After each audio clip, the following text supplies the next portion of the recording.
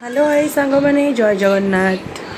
चलतु आज बनइबा कटकर प्रसिद्ध बाली यात्रा प्रसिद्ध ठुंकापुरी। प्रथम मु गोटे कप अटा नहीं जाइए से 2 कप मैदा नहीं जाइए टिकेनाकु तेल खाइबा सोडा आ लुण पकईकिना भल भाव में दली देछि।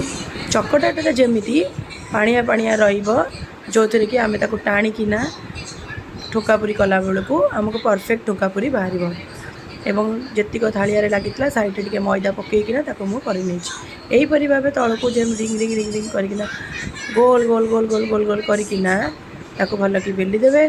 बेली दे सारिना गरम गरम तेल रे टाणी टुणिकिना टणा टणी करना भल कि छाणीदेवे। देखो मुझे किपर बेले छाणी दूची बास आउ रेस्ट ऑफ ऑयल को एमती बाहर करदे।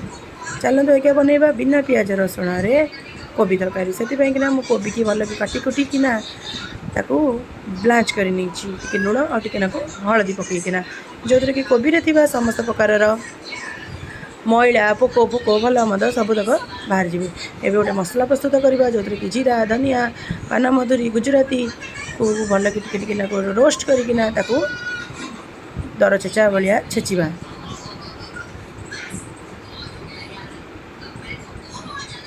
अबिका मुझे पानी रे आलू को भी पकईकिना आलू नरम किना काढ़ी तापर गोटे पैन रे मु ऑयल तेल नहीं जाइए से ब्लांच कर कोबी की भल कि भाजी देछि। आउ तो गोटे मसला प्रस्तुत कर जो कि मुझे लंका गुंड हलदी गुंड टिके धनिया गुंड आउ काश्मीरी लंका गुंड कलर पाइकिना सेमती आलू को भी मुझे भल भाव भाजी देछि।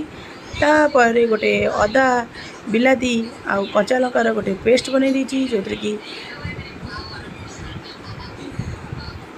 कोबी भितर मु कोबी की छाणी देछि। कोबी छाणी सारा पर से जो रेस्ट तेल भितर गुआ घी पकई देछि। गुआ घी भितर से टमाटो पेस्ट को पकईदेली। टमाटो पेस्ट को पकई सारा पर से हलदी गुंड लंका गुंडर जो मसला पकईदेली। से एपट सेपट करदेकिना से पकईदेली पुणी छेची कुटी देइतिबा मसला को पुणी पकईदेली।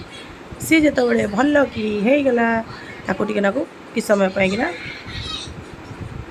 गोड़े गाड़ेकिना देली। तापर टिके लुण टिके डालचीनी गुंड टिके